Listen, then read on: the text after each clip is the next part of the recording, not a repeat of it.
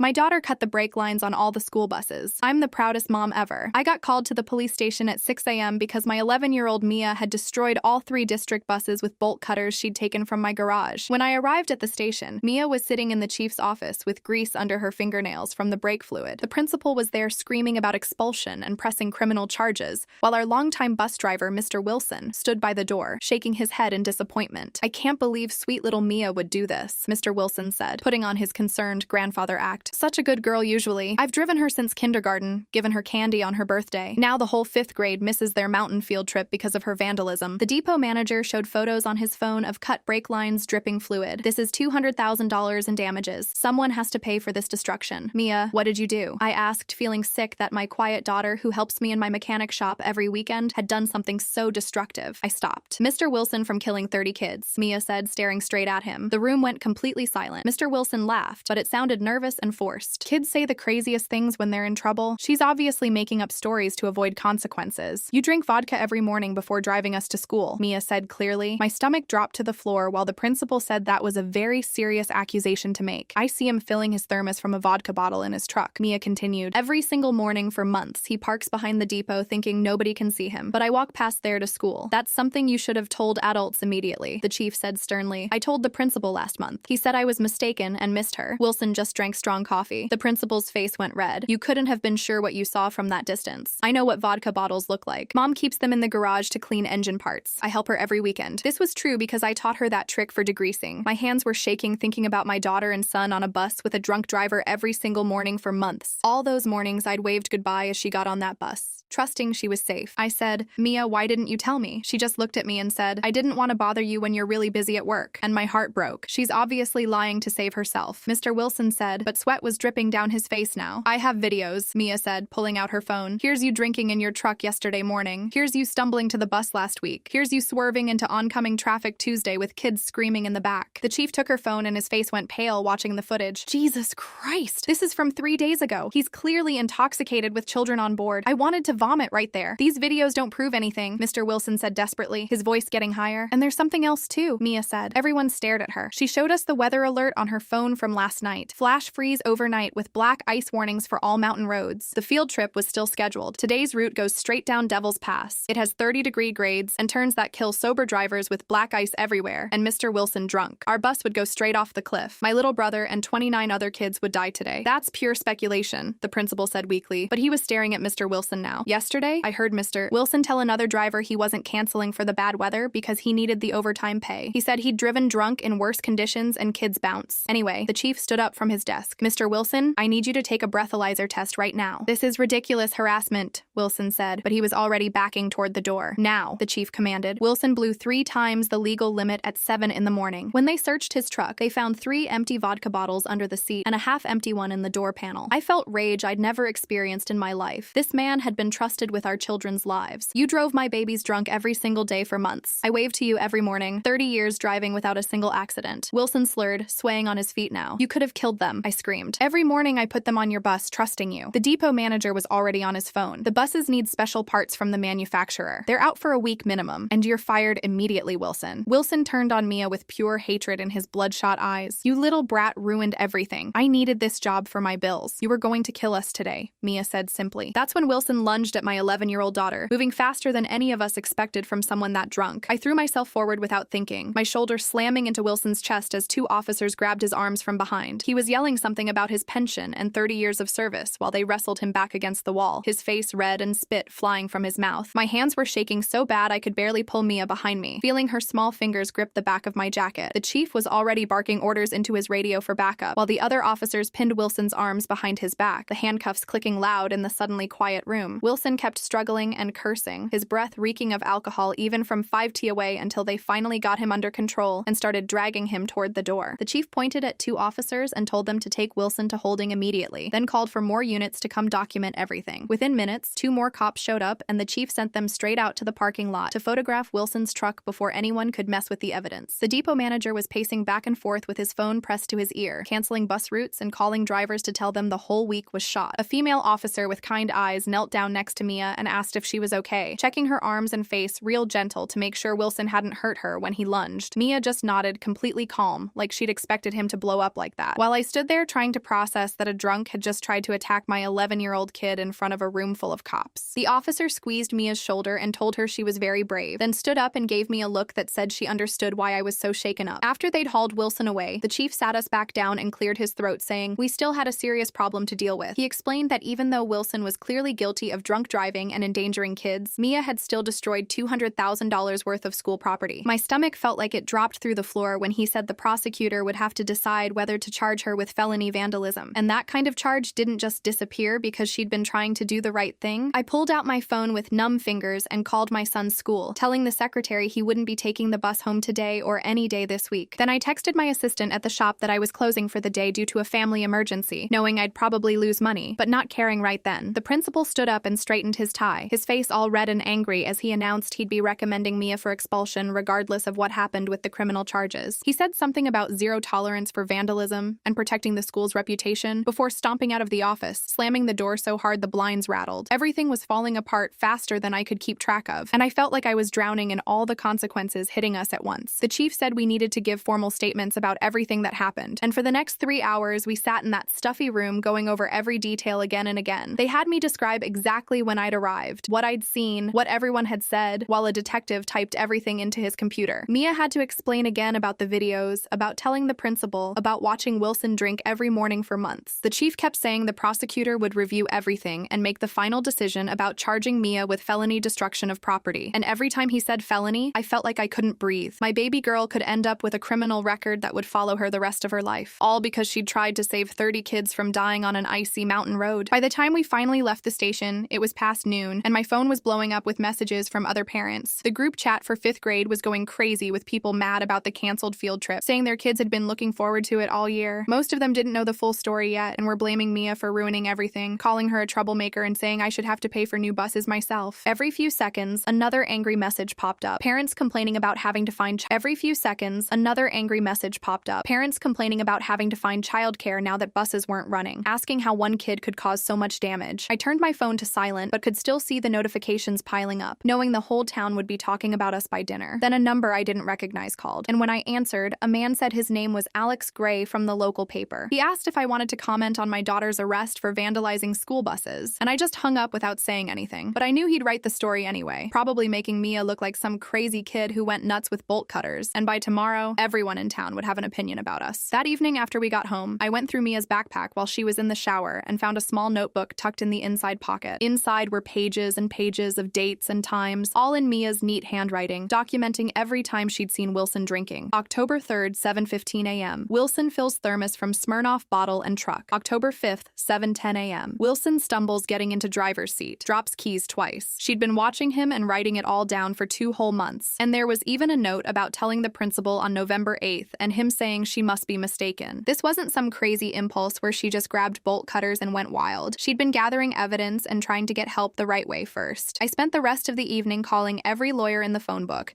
getting turned down by 3 who said they didn't do juvenile cases. Finally, I reached Janice Barnett, a defense attorney 2 towns over who said she'd handled cases like this before. She agreed to meet us first thing in the morning, but warned me that vandalism cases involving that much money got complicated real fast, and we'd need to build a strong necessity defense if we wanted to keep Mia out of the system. The next morning, my phone rang while I was making breakfast, and the caller ID showed the district attorney's office. Christopher Lake introduced himself as the prosecutor reviewing Mia's case and said he needed to discuss the situation with me directly. His voice was calm but serious as he explained that while he understood this was an unusual circumstance, destroying $200,000 worth of property was still a crime, regardless of the motivation. I gripped the phone harder and told him about the videos, about Wilson being drunk that morning, about the 30 kids who would have died on Devil's Pass. He said he'd review all the evidence but reminded me that we don't allow vigilante justice in this country, even when someone believes they're preventing a tragedy. I begged him to consider that Mia tried the proper channels first, that she told the principal who ignored her, that she was 11 years old, facing an impossible situation. He said he'd make his decision within the week, and hung up. That night after dinner, Mia was doing homework at the kitchen table when she suddenly pushed her books away and started sobbing. I rushed over and she buried her face in my shoulder, her whole body shaking as she cried that she didn't mean to cause so much trouble for everyone. She said she just knew nobody would listen until something terrible happened, that she'd been so scared every single morning getting on that bus with her little brother. Between sobs, she told me how Wilson would swerve and she'd grip the seat wondering if today was the day they'd crash. She said other kids noticed too, but everyone was afraid to say anything because Wilson was friends with all the adults. I held her while she cried herself out, feeling my own tears falling as I realized how alone she must have felt, carrying this fear for months. The next morning, I woke up to my phone buzzing with news alerts about the bus drivers union releasing an official statement. They were defending Wilson and claiming that Mia's vandalism had caused more danger than anything their member had allegedly done. The statement said that disabling safety equipment on the school buses put children at risk, and that one child's unproven accusations shouldn't destroy a man's 30-year career. I wanted to throw my phone across the room at their twisted logic, acting like Mia was the villain when Wilson had been driving drunk with kids every day. Then around noon, my phone rang from an unknown number, and when I answered, a muffled voice said they had information about Wilson. The caller wouldn't give their name, but said they were another driver who knew Wilson drank, but never reported it because there's an unspoken code about not ratting out coworkers. They said at least 3 other drivers saw Wilson drinking in his truck, but everyone kept quiet because they didn't want to be the snitch who got someone fired. Before I could ask questions, they hung up, leaving me staring at my phone, realizing this went way deeper than just one bad driver. Janice arrived at our house that afternoon with a briefcase full of legal documents and immediately started working on Mia's defense strategy. She spread papers across our dining room table and explained that our best shot was a necessity defense, arguing that Mia had no other reasonable choice to prevent immediate harm. She said Mia's age would help, and the fact that she'd tried reporting Wilson first was crucial, but the damages amount was a huge problem that prosecutors couldn't ignore. We spent 2 hours going through every detail of what Mia knew and when she knew it. With Janice taking notes about the timeline and asking for any documentation we had, she said we needed to prove beyond doubt that the danger was real, immediate, and that Mia had exhausted all other options before taking action. After Janice left, I decided to drive to the depot myself to verify Mia's story about seeing Wilson from the sidewalk. I parked across the street and walked the path kids take to the school, taking pictures with my phone of the employee parking area. Wilson's usual spot was clearly visible from the sidewalk, close enough that anyone walking by could easily see into a truck window. I took photos from different angles showing the principal's claim that Mia couldn't see properly was obviously false. The depot manager came out and told me to leave, but I'd already gotten the evidence we needed. 2 days later, Christopher Lake called again, requesting that all of Mia's phone videos be officially transferred for evidence. We had to go back to the police station where an IT specialist spent the entire afternoon extracting the files from Mia's phone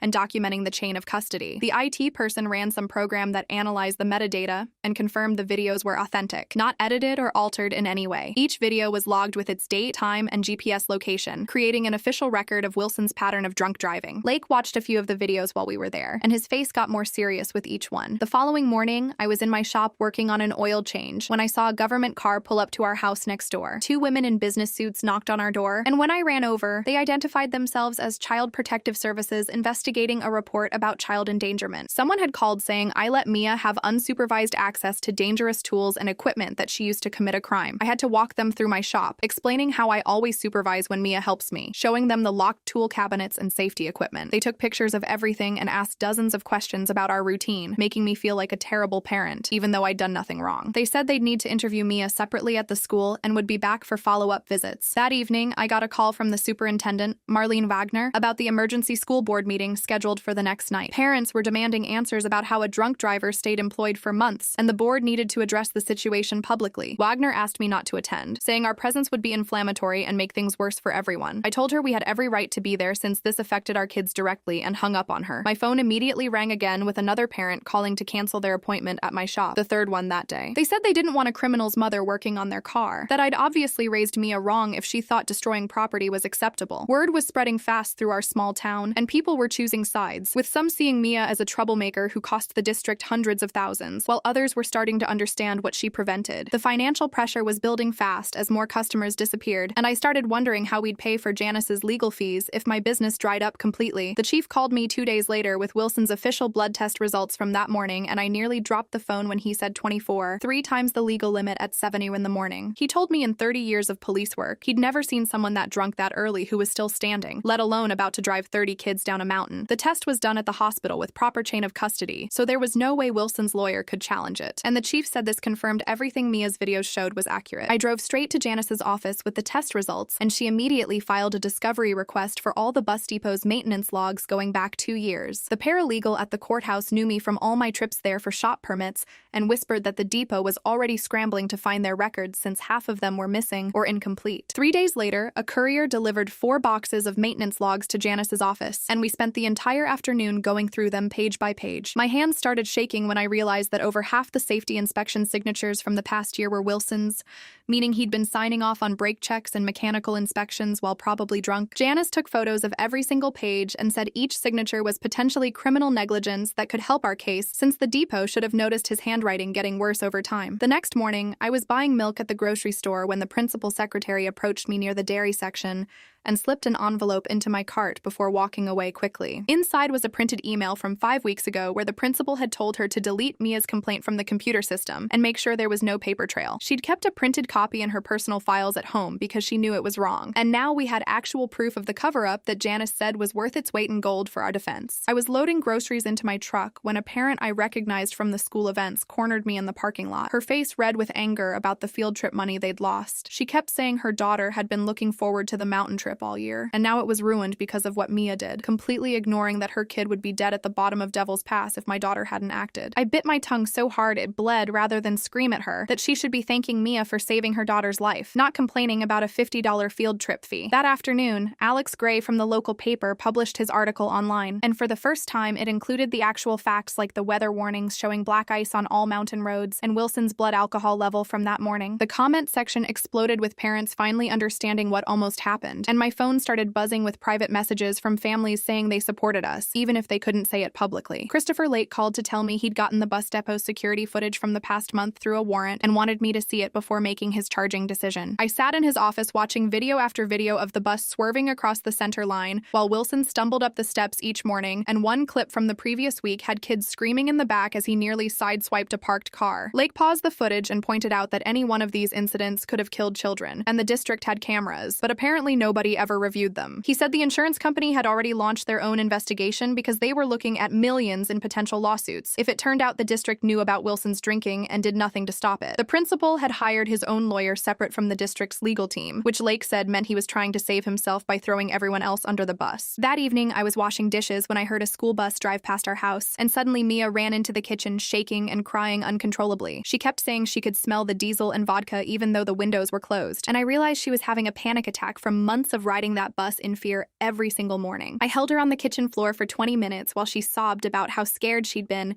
and how she'd counted the bottles in Wilson's truck every day, wondering if today would be the day he killed them all. The next morning, Janice filed a motion with the court arguing that Mia had acted under imminent necessity to prevent mass casualties on that field trip. She attached the weather reports showing the black ice warnings, Wilson's blood test results proving he was severely drunk, the principal's email about deleting Mia's complaint, and frame grabs from the bus videos showing near misses. Janice said this was our best shot at avoiding criminal charges because it showed Mia had no other choice after the adults failed to protect the children. 2 weeks later, we sat in the courthouse for Wilson's arraignment and learned from his lawyer that he'd lost his wife to cancer 6 months ago and started drinking to cope with the grief. The lawyer tried to paint him as a victim of circumstances, but the judge wasn't having it, saying that grief doesn't excuse endangering children's lives every single day for months. I felt a tiny bit of sympathy thinking about him losing his wife, but it disappeared when I remembered him lunging at Mia in the police station, and all those mornings he could have killed my children. 3 days after the arraignment, parents started calling me nonstop about Wilson. A mom named Sarah showed me an email she'd sent the principal 3 months ago saying Wilson smelled like alcohol when he helped her kid off the bus. Another parent had filed a written complaint about Wilson swerving into the bike lane while dropping kids off. The principal never responded to any of them. I sat at my kitchen table reading complaint after complaint that parents forwarded to me. One dad had called the district office 6 times about Wilson running red lights with kids on board. The secretary told him she'd pass it along, but nothing ever happened. Another mom had a video from last year of Wilson stumbling at the school pickup line. She'd shown it to the vice principal, who said Wilson just had bad knees from his age. By the end of the week, I had 17 different complaints from parents that the school ignored. Janice said this pattern of negligence would destroy the district in court. The next morning, the district's lawyer called me directly. He offered to pay all our legal fees if we signed papers saying we wouldn't sue the district. He kept saying they wanted to make this right and help Mia through the legal process. Janice listened on speakerphone and wrote notes while he talked. He said the district's insurance company was worried about liability and wanted to settle everything quickly. They'd cover Janice's fees plus any court costs if Mia got charged. Janice mouthed the words, "Take it," while he was still talking. After we hung up, she explained that juvenile defense could cost $20,000 or more. The district was basically admitting fault by offering this deal. We signed the papers that afternoon at Janice's office. That night at dinner, Mia asked if she could speak at the school board meeting coming up. She'd been quiet for days, but now she looked determined. Janice was there going over paperwork and said it was risky because anything Mia said could be used against her in court, but it might also show the board that her motivations were pure and she was trying to save lives. We spent the next 2 evenings practicing what Mia would say. Janice helped her write it out, and we went over it again and again. "Keep it simple and true," Janice kept saying. "Just tell them why you did it and that you tried to tell adults first." Mia practiced in front of the mirror until she could say it without crying. 2 nights before the meeting, I was closing up the shop when I heard glass breaking. Someone had thrown a brick through my front window with a note tied to it. The note said, "Your daughter is a criminal who cost us thousands in field trip money." I called the police and filed a report, but the officer said without cameras, they probably wouldn't find who did it. I swept up the glass and boarded up the window with plywood from my garage. The next morning, I opened the shop like normal, even though customers could see the damage. 3 regular customers canceled their appointments that week. Meanwhile, the bus drivers union released a statement saying Mia's videos were obviously edited to make Wilson look bad. They demanded an expert review them to prove tampering. Christopher Lake ordered a forensic analyst to examine all the footage. The analyst report came back 2 days later,